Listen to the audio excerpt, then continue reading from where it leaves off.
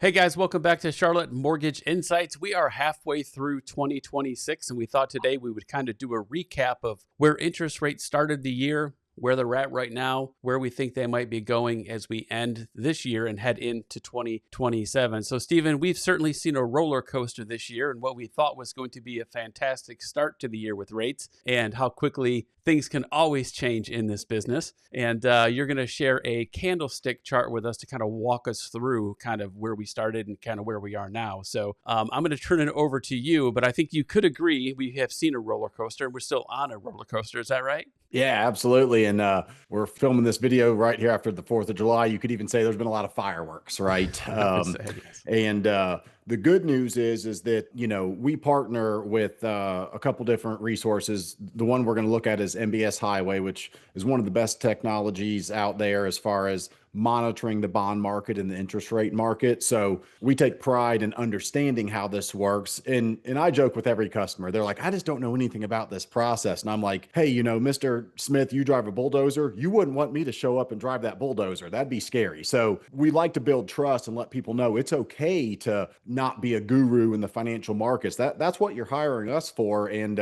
we are only as good as the technology that we have. But when you bring this chart up, Brian, we'll kind of take a look at how that works, because everything is based on forecasting and understanding the market. And then there's always outside forces that introduce themselves, and there's the fireworks in the market. But we try to protect every customer with what we think is going to happen, so that we can always get them the best interest rate. Yeah, for sure. So let me shift gears and bring up our candlestick chart. I'm going to have you walk through kind of where we started the year. Obviously, as we look at this, we are talking about the beginning of 2026. And I'll let you kind of take it from here. This can be a little bit confusing to a lot of people seeing all this green and red. It looks like Christmas, but I'm sure that you can make a lot of sense of it for our folks. So, Stephen, take it away. Yeah, and we just want to do a bird's eye view of this and not get too in depth into the weeds of what this is. But if anybody's interested in learning more, we can absolutely set up a call or dive into it. So each candlestick, which is either red or green, represents one day in the business market, right? So it's a bank holiday, and it's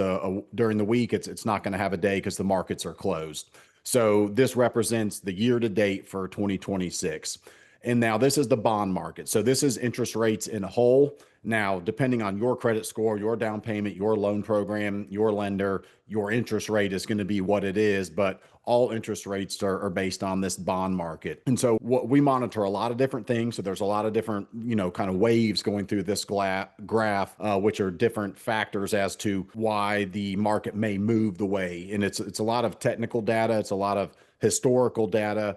If you follow the stock market out there, it's going to look similar, right? It's all trends and things like that. But what I wanted to highlight is at the beginning of the year, we were high, right? And the way this market, this graph works is the higher we are, the lower the rates are. So it's an inverse relationship. So we started out the year really strong with high hopes, and we still have high hopes, but we had a few fireworks, and that was Operation Epic Fury. So right where that L is, that's where we get told, hey, there might be something happening in the market that's going to cause rates to get worse. So that L means lock. So we go to a locking bias. So we're educating our customers, hey, today is your rate, but if you don't lock this rate and tomorrow something happens and the market gets worse, so does your interest rate. And so right there in February, early March is right when, the Strait of Hormuz got shut down, and all the, the terrible things that were happening with that, war and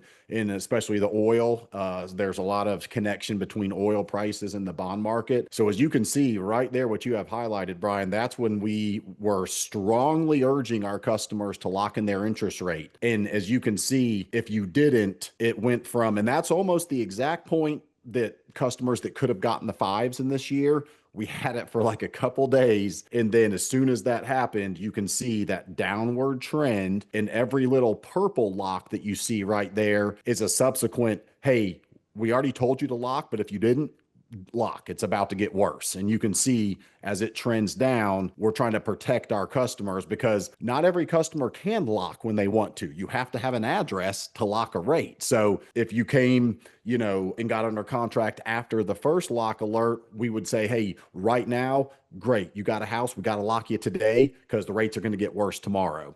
So this software, not all lenders have this. It's something that we invest in, heavily invest in, and we watch and monitor every single day. But I wanted to make sure people out there know we're not just picking rates out of the sky, right? It's a very strategic process, and we monitor this. So when we're giving you advice, it's because people who are way smarter than me are, educating us, the professionals, on, hey, here's what's happening in the economy, and there's going to be fireworks. And sometimes it's not the good fireworks, right? So this chart helps us monitor the bond market, which is interest rates. And then if you kind of look to July, which is, the year to date number, we're about halfway to where we were at the beginning of the year. And so that would match about where rates are. So you see the ebb and flow, and this is the roller coaster that, Brian, you were referencing. And if you look at this, there's peaks and valleys, and there will always be peaks and valleys.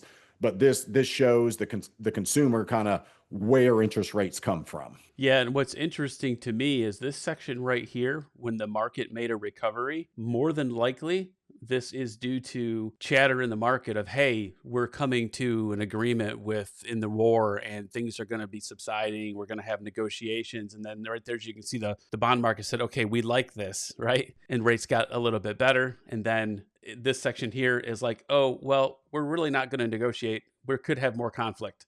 And then we go the opposite direction, right? Yeah, and it's a lot of it's tied to the data every month, right? The things that we've talked about on here, right? The inflation measures, the job numbers. So a lot of it's like, hey, it's supposed to be good, and you'll see the markets move. And then if that data comes out and it's not so good, you see the market go the opposite way. So if you kind of look too, there's always a lot of movement towards the end and the beginning of those months, because that's when the technical data is being introduced for the first time.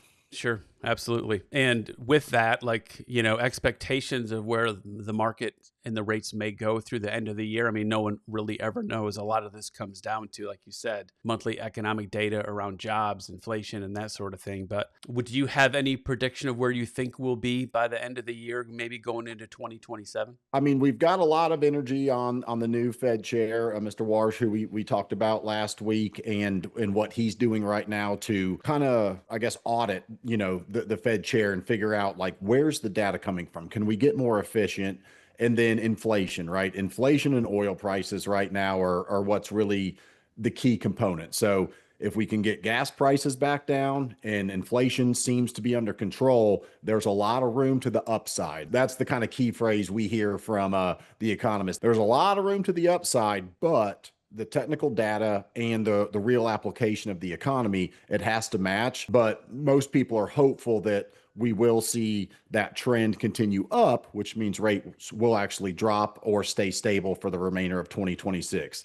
But if somebody out there lights a firework and we hear a kaboom, then we may get one of those lock alerts again. So we're always on our toes. We're always ready. We're educated, and we want to protect the consumer. But until tomorrow gets here, we only know what's happening today. Yeah, for sure. But hey, guys, if you like this kind of content, make sure you like this video and consider subscribing to the channel. We're trying to always bring you guys tips and tricks and things that are going to help you with your mortgage or your home buying decision. So if you are in the market to get pre-approved, reach out to Steve, and all of his contact information is below. I can promise you he'll be watching your interest rate and telling you when to lock along the way. And if you need our help and my team's help in your home search, reach out to us. My contact information is below as well. Thank you guys for watching, and we'll catch you in the next video.